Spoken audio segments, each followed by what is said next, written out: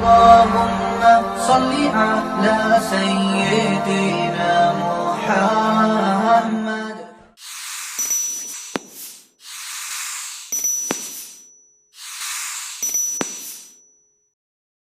ایک آدمی گزرا ہے، اس کا نام تھا قیس۔ قیس کہتے ہیں عقل مند کو۔ پورا نام کتابوں میں لکھا ہے قیس ابن ملو ابن مزاحم، یہ اس کا پورا نام تھا۔ اب یہ نوجوان سمجھدار تھا، عقل مند تھا، لیکن یہ اپنی چچا زاد بہن کے اوپر عاشق ہو گیا۔ اور وہ چچا زاد بہن بھی کیا تھی؟ رنگ کی کالی تھی، اور کالی ہونے کی وجہ سے اس کا نام ماں باپ نے لیلا رکھا تھا، لیلا بنت مہدی ابن سعد، کزن تھے دونوں آپس میں۔ اب اس بندے کی محبت کے تذکرے گاؤں سے نکل کے شہروں تک پھیلے،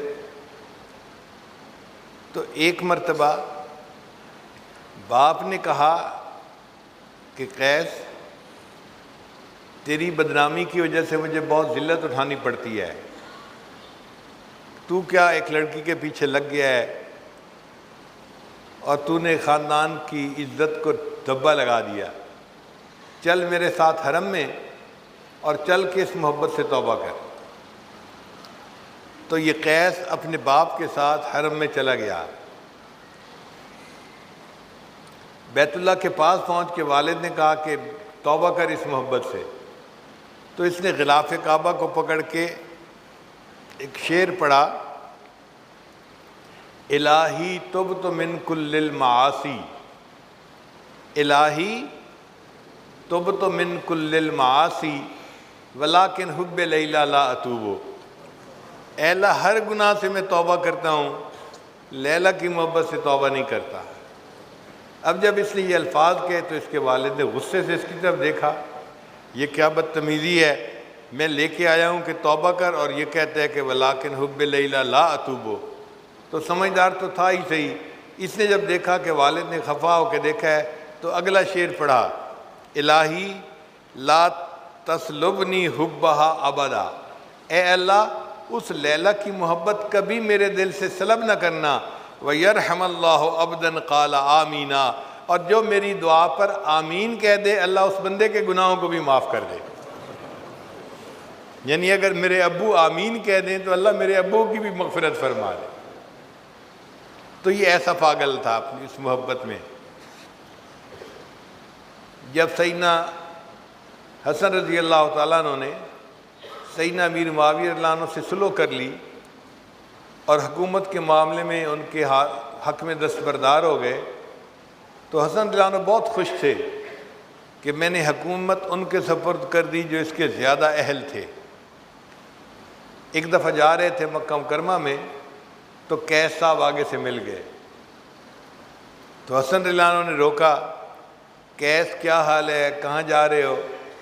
دیکھو میں نے کتنا اچھا کیا، حکومت دن کو سجتی تھی، میں نے حکومت ان کے حوالے کر دی اور خود میں ایک طرف ہو گیا ہوں۔ تو قیس خاموش کھڑا سن رہا ہے، تو حسن رضی اللہ عنہ نے فرمایا چپ کیوں کھڑا ہے، کوئی جواب نہیں دیتا؟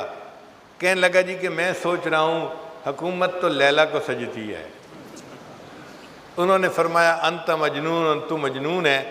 اس کے بعد اس کا نام قیس کی بجائے مجنون ہو گیا کہ یہ پاگل تھا اس کے پیچھے۔ اگر مخلوق کی محبت انسان کو ایسا پاگل کر دیتی ہے تو اللہ کی محبت تو پھر انسان کو پتہ نہیں کس کیفیت پہ پہنچاتی ہوگی۔ مجنون جب فوت ہوا تو کسی کو خواب میں نظر آیا، اس نے مجنون آگے کیا بنی؟ کہنے لگا کہ اللہ نے میری مغفرت فرما دی اور مجھے فرمایا کہ میں نے تجھے نمونے کے طور پہ رکھ لیا ہے، میں قیامت کے دن اپنے سے محبت کرنے والوں کو تیرا نمونہ پیش کروں گا کہ دیکھو اگر مخلوق کی محبت میں یہ بندہ اتنا پاگل ہو سکتا ہے، اے میرے بندوں کلمہ پڑھنے والوں تم نے مجھ سے محبت کیوں نہ ایسی کی۔ مولانا روم رحمۃ اللہ علیہ فرماتے ہیں عشق مولا کہ کمز لیلا بود گوئے گشتن بہر او اولا بود، کہ لوگو کیا مولا کا عشق لیلا کے عشق سے بھی کیا گزرا ہے کہ مجنون تو لیلا سے اتنی محبت کرے اور ہم بندے ہو کہ اپنے اللہ سے محبت نہیں کر پاتے۔ ایک حاکم میں وقت تھا، اس نے لیلا مجنون کی باتیں سنی تو اس کو خیال آیا کہ پتہ نہیں یہ لیلا کتنی حور پری ہوگی کہ مجنون اس کے پیچھے اتنا دیوانہ بنا ہے۔ اس نے پولیس کو کہا کہ لیلا کو میرے سامنے لاؤ، میں دیکھو تو صحیح۔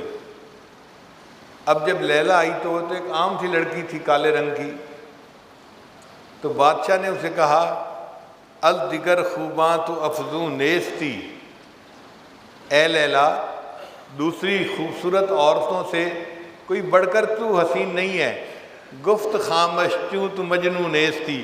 اس نے جواب دیا خاموش رہو اس لیے کہ تیرے پاس مجنوں کی آنکھ نہیں ہے، اگر تو مجنوں کی آنکھ سے مجھے دیکھتا تو دنیا میں مجھ سے زیادہ خوبصورت تجھے کوئی نظر نہ آتا۔ اللہ بھی ہمیں ایسی آنکھ عطا فرما دے کہ جو ہم اپنے خالق اور مالک کو ایسی محبت کی نظر سے دیکھیں کہ وہ ہمارا محبوب حقیقی بن جائے۔